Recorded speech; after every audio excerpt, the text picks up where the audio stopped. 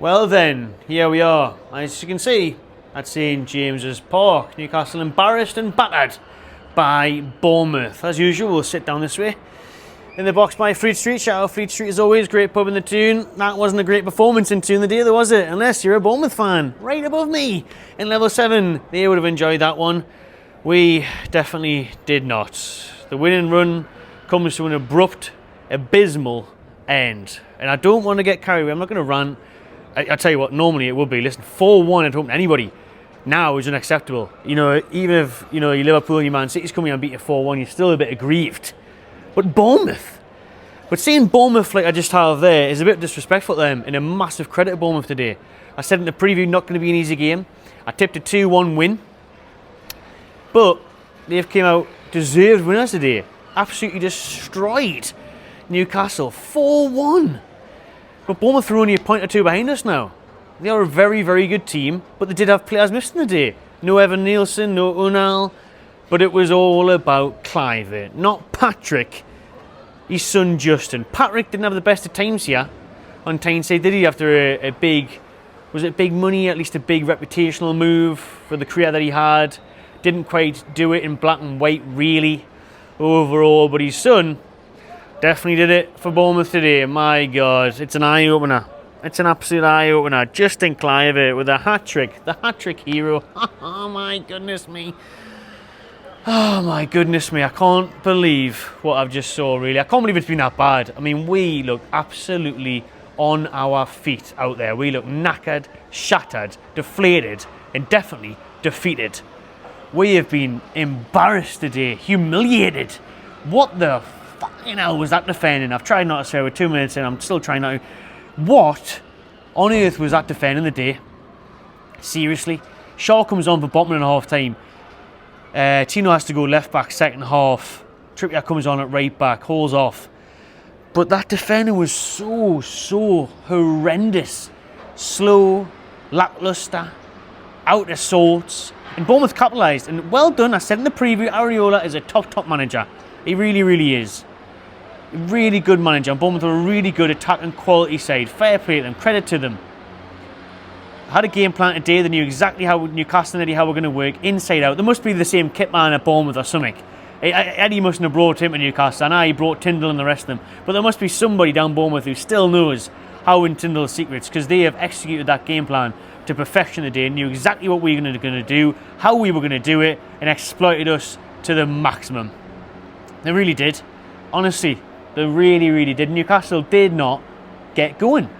Slow starting, to be fair. This has been on the cards for a while now. It really has, because Newcastle have came out 3-0 winners the other night against Wolves, but Wolves had chances. Wolves are wasteful. Wolves are in the relegation battle. Wolves aren't very good.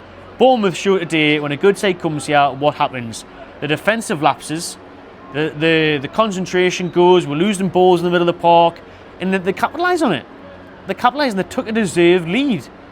And they continue to do that. You know, every time they went forward, they looked dangerous. And Newcastle looked like they were struggling. Real struggle today. And I said in the preview that, you know, this was a potential banana skin. I said at the start of the vlog, you can check that out later, where we go in depth and we're zooming on some interesting parts of the game. Joe Linton scrapping. Clive, unfortunately, celebrating. And it was a banana skin. And Howe still can't beat Bournemouth. Is there something in his contract for the rest of his life that he can't beat Bournemouth in the league, or what? I think we beat them in the cup, but in the league we just can't beat them. We just can never beat Bournemouth. And you know, we have been on a crazy run. We're looking for 10 wins in a row today. Over. That's gone now. Isaac was looking to try and catch up Jamie Vardy's record of 11 goals in consecutive games. Over. That's done now. Finished at 8. And like I said, there was warning signs of this coming, really. And we were getting carried away. Shearer's talking about win the league. You can scrap all that bollocks now. Scrap all that nonsense now about win the league. However, man. Because top 4 is a real battle. Chelsea and City still play this weekend, obviously. I know Chelsea can go above us. Like I said, Bournemouth are only a point or two behind us. It's really tight around the European spots. Nothing's a given yet. And we look shattered. That's the worrying thing for me going forward, especially with a big semi-final next month, second leg. Thankfully, there's a week's break now. There's no midweek fixtures for the first time in a while here in the Premier League. So We've got a full week before we go down to the south coast to play Bournemouth's rival Southampton. And this one was really, really bad today. There's no sugarcoating it. It was shocking. The defending was embarrassing. We were embarrassing. We had chances though as well. You know, credit to Bournemouth. They had some big blocks. They defended well. That one cleared off the line later on. But I don't think the keeper had loads to do. Again, after that first goal and we equalised, we had a good 10-minute spell. We were pushing and threatening and looking the better side. But apart from that, we didn't do enough. In that moment between, I don't know, 30 and 40, whatever it was, we're pushing, we're creating. But, you know, the keeper made a save, or it went wide, or it was blocked. And we started the second half okay. But again, you know, just silly mistakes. Bruno got the equaliser. Bruno gave it away for their goal. That was so crap. And it did epitomise our performance today. It was just not at the races. Very inconsistent, very lethargic. And I think we desperately need this week's break. And it's a really big blow to Newcastle's run of form, of course. You know, losing the great run we were on. But even the draw today wouldn't have been bad, especially when you're 2-1 down. You're thinking, you know how it is. Today it doesn't look good. It's not looking pretty. We're on the back. Let's just try and get out of here with a point. If we could have got a 2-2 at one point, that would have been our. Bournemouth were a good side. The table shows that.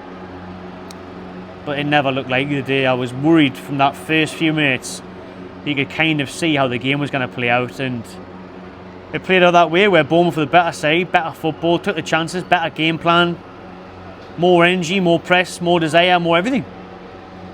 But 4-1 is a shit show, mind. That is a shambles, that 4-1 against Bournemouth. And I can't keep seeing Bournemouth from that breath where, you know, we're disrespecting them, because I'm not. Huge credit to them, huge credit to the manager Riola, big fan. Got some exciting players there as well. But we're Newcastle now. Do you mean there's talks of us going on a title charge according to Shearer and other people? Talks of us cementing our fourth place today, you know, make it. That's what pissed me off today. What a chance to make fourth our own. Show Chelsea we mean business. Show them that, you know, you're going to have to overcome us now. We're not the ones going to try and overtake you. You've got to come and overtake us. The pressure's on you now. But now it's not. We've thrown it away today. Throwing it away.